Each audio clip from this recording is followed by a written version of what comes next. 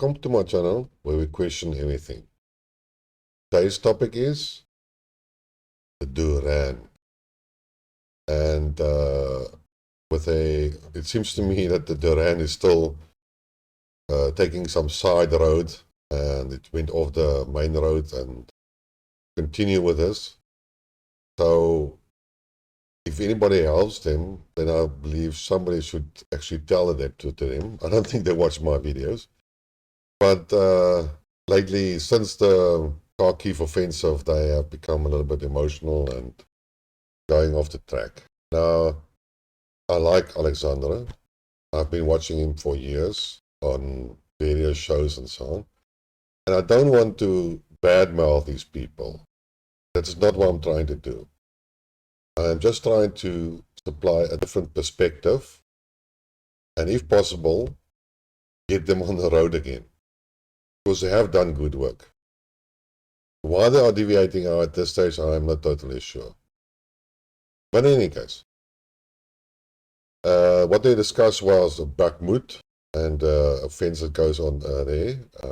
Had no problems with that. But then they started talking about attacks on civilian infrastructure and civilian people. The recent bombing of that administrative building, the killing of the general prosecutor, if that's right, and certain acts of sabotage and all the terrorist attacks in Crimea. And they are actually advocating that the Russians might upgrade the SMO to a counter-terrorist operation. Now, I don't know who coined that phrase, but I've never actually heard it. I wouldn't be even amazed if Alexandra actually coined that thing. I also saw yesterday a video from Brian, and he also mentioned this counter-terrorist operation. I'm not totally sure how you can change that and think you will have different rules and so on, but that's not the point. The point is about, firstly, Russia does what it says, and it will only escalate certain things or modify certain plans if it becomes necessary. Now, I know Putin has been warning, after the usual, you ain't seen nothing yet, but that's not the point. And the example I would like to mention is the Russian operation in Syria.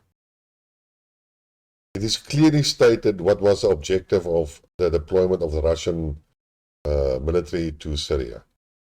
It hasn't changed in all these years. The Russians provide aerial support, some technical support, and then a little bit of military support in terms of fighting capabilities. They have done nothing else. They went there to protect their personnel. When the Israelis shot down, or not the Israelis, but the Israeli cowardly hid behind a cargo ship, a Russian cargo aircraft, and the Syrians shot them down. In any case, you can even look at it. Each week, Israel bombs Syria, and you don't see the Russians react. You don't see them protecting the skies of Syria. You don't see them shooting down the Israeli aircraft or missiles or anything. It's the Syrian people that still do it. So they strictly keep to their objective, their stated objective, as it will also keep to their stated objective in Ukraine. Now, I know the original idea was to secure the Lugansk and Donetsk and build a buffer to Crimea and liberate Mariupol, and then the more wider scope says destroy the Ukrainian, or demilitarize and denazify Ukraine. Now, those two latter ones are fairly broad, and one can interpret it. And that was the objective, and I believe they would slightly change, that they will move forward until there is a peace agreement or whatever the next settlement phase might be. They call it not the red line, the black line. You can call it like that. So when they reach the black line, they will say, let's negotiate. And if nobody negotiates, then they will move on and determine another objective. But that's about how it goes. If you look at it is a special military operation, according to the Russians. It's a war, according to the Ukrainians. And under war, it is totally illegal to attack behind enemy lines and do attack civil structures, because at the end of the day, it's still Ukrainian territory, which has been liberated by the Russians. And yes, it belongs to Donetsk and Lugansk and so on. But yeah, it's a technical point. So, I'm sorry, the Russians are not going to change the SMMO. What is required is to bring in the specialist, which means either, I wouldn't say detective, but the anti-terrorist arm of the security services, and more police, and then let these specialists do their work, not the army. The army is not geared for that. They are specialists to do counterterrorism. And that is what the Russians should actually do. But it will have no real effect or changing any objective or any documents or whatever on the side of the Russians. That's not going to happen. Because it's unnecessary. All right. So let's get that thing out of the way. The second thing is what they are mentioning is, will Russia mobilize? Because they all feel that, and all the pressure that's coming from the Telegram channels and all the other people are excited and so on, to escalate the whole thing and then mobilize the people. But unfortunately, those are a smaller percentage of the populations that are active on the internet and that are interested in the whole matter. And they are very emotional. And like I said in the previous video, you can't be emotional when it comes to war. So I'm sorry, the ratings of Putin is in any case strong enough that there's no reason for him to escalate and create or issue a mobilization order, declare war. Because at the end of the day, if the people come back in body bags, and these same people that were crying for escalation will forget what they have said before and what they insisted on, and then we'll start blaming these Putin and his commands and the government. So I fully agree with Alexander on that aspect, and he also talked about the economic impact that it will have. Well, I did military service in Africa. I wasted 2 years of my life in the army, and so did a lot of other working people, and it had a serious effect on the economy. I mean, I lost 2 years of my career compared to female engineers. I was 2 years behind them. And also some other guys that were medical unfit and couldn't go to the army. And then, I mean, they gained 2 years in their careers. But that's not a problem. But in any case, the principle is still an economic issue. And then they started to deviate. And then Alex actually asked about, but what benefit would the West have actually if Putin declares war? And why would they support these attacks? Now, firstly, I don't think they support these acts of sabotage and killing of innocent people. That's more a paragraph that the Ukrainians take out of the American manual for war, for conducting war. So, and for their hate that they have against the Russian people, even those in the Ukraine.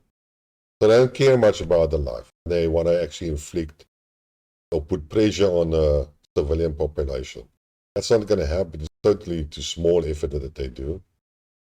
The whole effort that the Ukrainians are actually doing is way too little to have any effect on the outcome.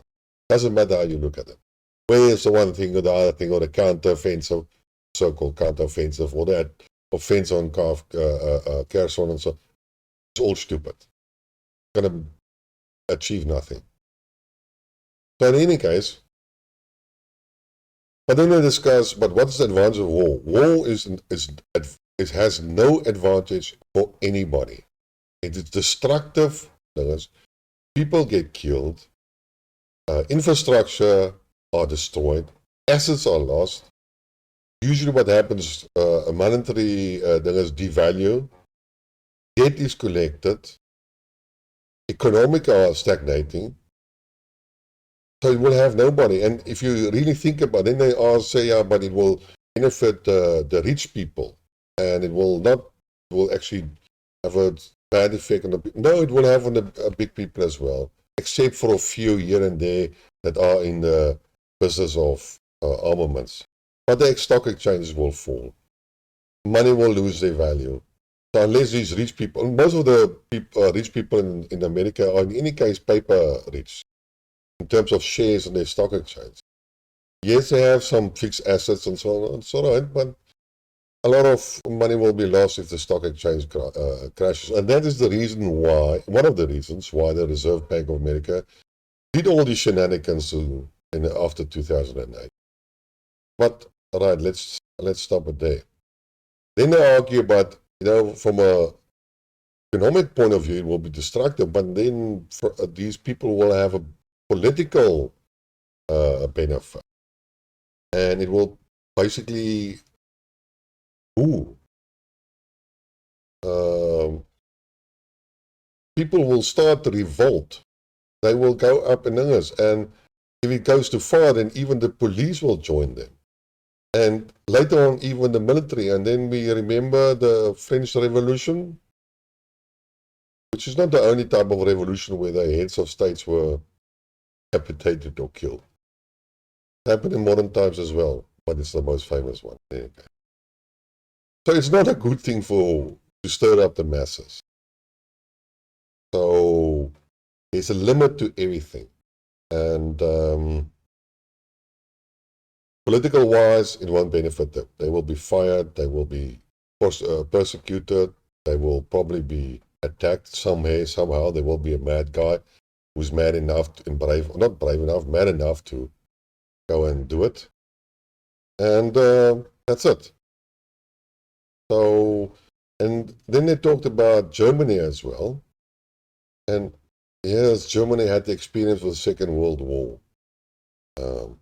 Well, I said in the previous video, the Second World War is not today, it's 77 years back. And then you had a person like Hitler that was driving it and motivating the people and, not arousing. There's a different English word for that, but I mean, getting the guys psyched up. Basically, I can't get the English word now. And then he went and could do the war. And he got the support of the German population. But do you really think that Stolz or Baerbeck or Haber has that capability?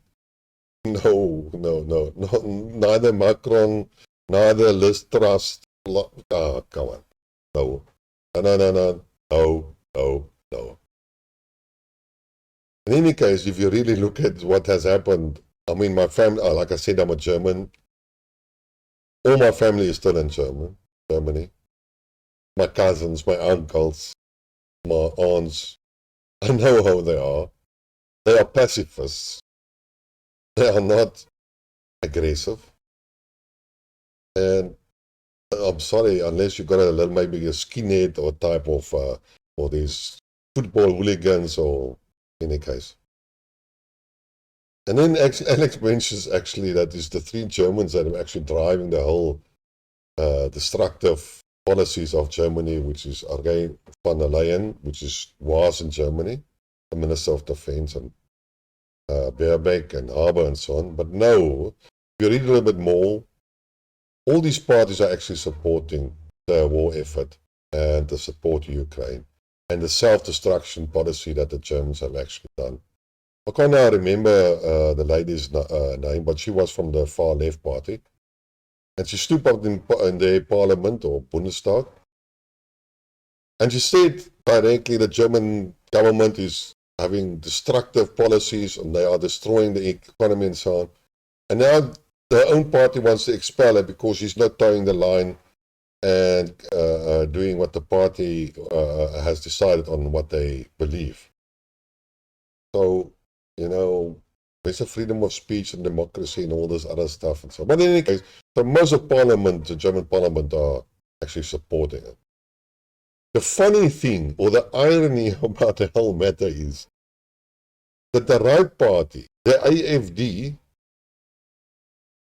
the alternative for Deutschland, has been multiple times accused of being Nazis and right-wing, and they've been actually suppressed in spite of their huge growth that they have achieved. But those are the guys that are being blamed by the current government of being Nazis. And the irony about this whole thing is that the government of Germany, who is basically accusing the AfD, is supporting Ukraine, who is clearly managed and controlled by the Nazis, or the Nazi-like elements. So how do you gel that? I think somebody should actually ask or scold on a bareback and what the hell are they thinking? In any case, so basically that was the conversation. And I would like really to request Alexander to get on track again. Because here most of the times he is right. And I like how he talks and what he tells us. So don't take it personally. Then I would also like to address two other quick things. The one was Iranian drones, or that the Russians were supposed to have bought from Iran. And the question arises again, what does it matter really whether Russia has bought drones or UAVs from Iran? Iran has a lot of that.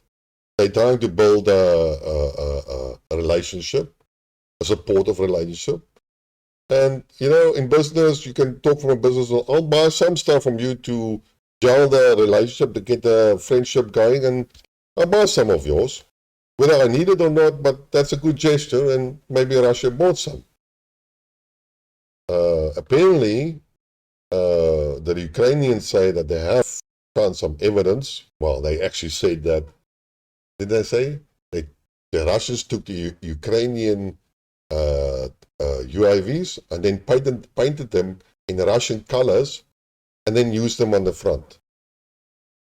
Yeah, right, they're going to repaint it, but they're going to destroy it just now, so what the hell? Okay, I'll give them a benefit of the doubt. But in any case, that typical UAV that they were employing, kid names, I'm sorry. But it was the 138, that name, and then Incarto, something like that, 138.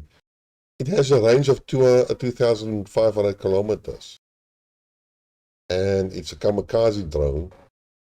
And that's a hell of a long distance. And the Russians have been using a lot more expensive missiles to go that distance. And these things are supposed to be fairly cheap. And they can carry a fairly a heavy payload, so give them a very powerful explosives and it will destroy something. So in my opinion, they are not useless. They are actually a good decision if the Russians have done what they've been accused of. But I don't see really a problem. There were talks that the Russians will run out of ammunition, 155 caliber, and then some idiot decided to say Russia went to North Korea to go buy the stuff.